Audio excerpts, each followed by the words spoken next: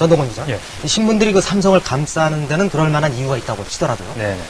청와대가 애초부터 이 삼성 특검에 반대하는 건 무슨 이유 때문입니까? 예, 지금 그 보수 세력이나 보수 언론들은 그 노무현 정권을 좌파 정권이라고 비난하고 있는데요.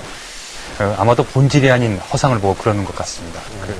실제로는 노무현 정권이 삼성 정권이라는 말이 나오고 있습니다. 왜 그런지 한번 보시죠. 네. 권력이 시장으로 넘어갔다고 취임 초기에 이야기하는 걸할지, 그다음에 국민소득 2만 불 시대, 심지어는 참여정부란 말마저도 구조본 팀장위에서 만든 말인데 그걸 갖다가 쓴다 할지. 참여정부란 말을 구조본 팀장위에서 만든 말입니다. 국민의 정부, 문민정부, 국민의 정부 다음에 참여민주주의를 좋아하니까 참여정부라고 하면 되겠네. 그런데 진짜로 참여정부 쓰더라고요. 그런 거를 직접 노무현 대통령 쪽에 전달해줬겠네요. 경제연구소에서 국민소득 2만 불 시대 이야기 나오고 회장도 그런 이야기 꺼내더니 좀 있을 때 정부에서 쓰더라고요. 도대체 무슨 말일까? 참여정부에서 벌어진 일을 다시 되짚어봤습니다. 우리나라 말은 만불됐다가 떨어졌다가 또 만불됩니다. 개인소득 만불이라서 불경기였어. 일 많이 하고 이익 많이 내면 연봉은 당연히 올라가야 되고 당연히 피해서 올라가야 되고 워낙 많이 올라가야 되는 건데 그거는 마음대로 못하는 게 내 불만인 거죠. 그것이 지금 만불이기 때문에 열었거든요. 그게 2만 불이면 세요. 2만 5천 불이면 상당한 가지고 2만 불 될 때까지는 조금 자제하고 조용히 하고. 2003년 6월 5일에 나온 이건희 회장의 국민소득 2만 달러로 25일 뒤인 6월 30일 노무현 대통령은 곧바로 2만 달러 시대 국가 개조론을 들고 나오면서 화답합니다. 이로부터 6개월이 지나고 불법 대선자금 수사가 한창이던 2003년 12월 10일 검찰에 소환된 이학수 삼성그룹 구조조정본부장은 2002년 대선을 앞두고 이회창 후보 측근에게 100억 원을 건넸다고 진술합니다. 이틀 뒤인 12월 12일 이건희 회장은 피닉스 파크에서 로비 지침을 내립니다. 호텔 할인권을 발행해서 추미애한테 돈 안 받는 사람에게 주면 부담 없지 않을까? 금융내, 관계, 검사, 판사, 국회의원 등 현금을 주기는 곤란하지만 주면 효과가 있는 사람들에게 적용하면 좋을 것임. 그리고 두 달 뒤인 2004년 2월 14일 노무현 대통령은 이건희 회장의 처남인 홍석현 씨가 회장으로 있는 중앙일보와 회견하면서 검찰의 대선자금 수사에 대해 언급합니다. 검찰의 대선자금 수사가 기업인에 대한 직접적인 처벌로 바로 진행되지 않았으면 한다는 겁니다. 이는 곧 이건희 회장을 기소하지 말라는 얘기나 마찬가지. 노 대통령의 뜻대로 된 것인지는 몰라도 검찰은 385억 원의 불법 대선자금을 건넨 삼성그룹의 이건희 회장은 무혐의 처리하고 이학수 부회장을 불구속 기소하는 것으로 삼성에 대한 수사를 마무리합니다. 검찰이 대기업 총수에 대하여 수사와 처벌을 고의로 회피하거나 의도적으로 봐주기식 수사를 한 것은 결코 아닙니다. 이렇게 삼성 측이 원하는 대로 잘 해결됐는데 1년 뒤인 2005년 7월 22일 이번에는 안기부 엑스파일 사건이 터져나옵니다. 회장님께서 몇 가지 방침을 말씀하셨습니다.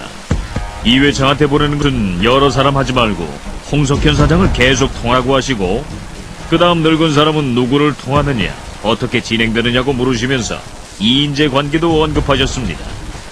회장님께서 전에 지시한 건데 B 검사장에게 2천만 원 줘서 작년에는 3천만 원 줬지만 올해는 2천만 원 줘서 자기도 쓰고 이름 모르는 애들에게 나눠주라고 그럴 겁니다.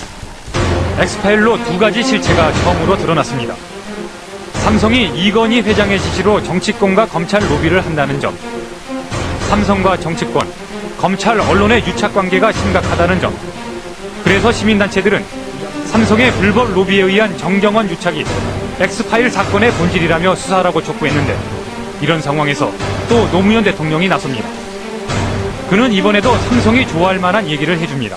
정경원 유착이라는 것과 도청 문제 어느 것이 본질이냐 이런 문제 제기가 꼭 중요한지는 모르겠습니다만 저는 제게 물으면 도청 문제가 훨씬 더 중요한 문제이고 본질적입니다.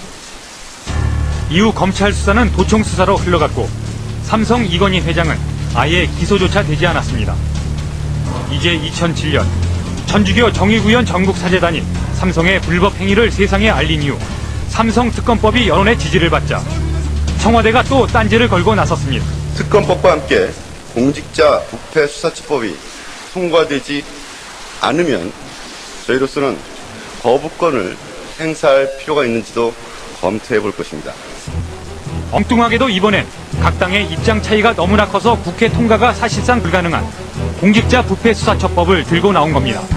왜 청와대가 저렇게 나왔을까? 그 변명도 굉장히 궁색하지 않습니까? 첫날 얘기 다르고 둘째 날 얘기 다르고 견광부회해가지고 그렇게 하는데 진실이 밝혀지는 것이 두려워서 그런 건가? 이런 의심까지도 하게 만드는 거죠. 그래서 생각하게 되는 게 소위 삼성공화국론인데요.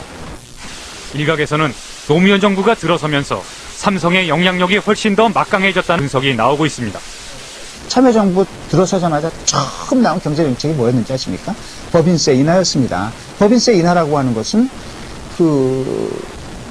2002년 대선 당시에 이해창 후보와 한나라당이 공약으로 내세우고 당시 노무현 후보는 그거는 그렇지 않아도 돈 많은 소수 대기업에게만 혜택이 가고 결국은 나중에 서민의 세부담이 가중되지 않겠는가 이러면서 반대했던 거거든요.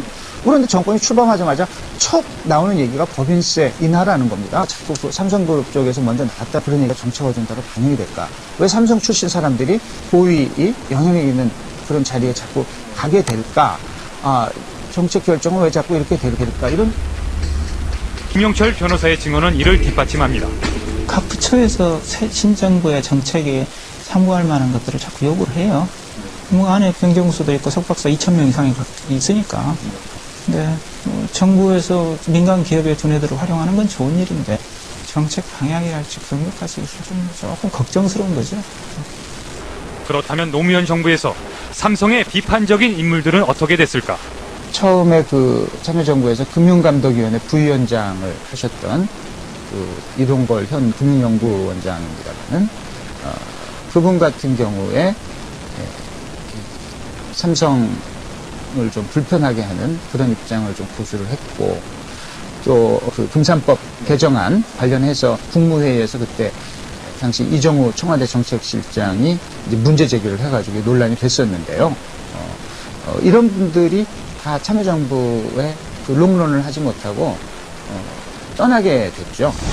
이에 대해 청와대 관계자는 참여정부와 삼성 유착설은 편협한 시각을 가지고 사실을 왜곡하는 것이라고 말하고 특히 대통령이 통치자로서 검찰 수사에 대해 평가 발언을 한 것을 놓고 유착설을 제기하는 것은 무책임한 행위라고 반박했습니다.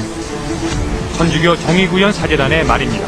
사재단은 삼성 문제의 핵심이 이건희 회장 일가의 끝없는 욕망을 위하여 불법, 편법, 탈법 비자금을 만들어 이 사회를 오염시켰다는 점을 강조하면서 뇌물검사 명단은 그저 곁가지에 지나지 않는다는 점을 분명히 밝혔습니다. 전동건 기자, 김영식 신부님의 저 말씀대로 삼성이 한국 사회를 오염시켰다. 이게 바로 문제의 핵심인 것 같은데 네네. 삼성도 잘 되고 우리 경제도 잘 되려면 이 오염을 그냥 놔둬서는 안 되는 거 아닙니까? 예, 언제까지 우리 기업이 회장 일가의 불법 탈법에 발목이 잡혀야 하는 건지. 기업과 사회가 투명해야 국가 신인도가 높아질 텐데요. 삼성처럼 전 근대적인 기업 지배 구조를 갖고 있는 우리 재벌기도 이제는 요즘 유행하는 말로 글로벌 스탠더드에 맞춰 수준을 업그레이드 해야 할 때가 왔습니다. 네.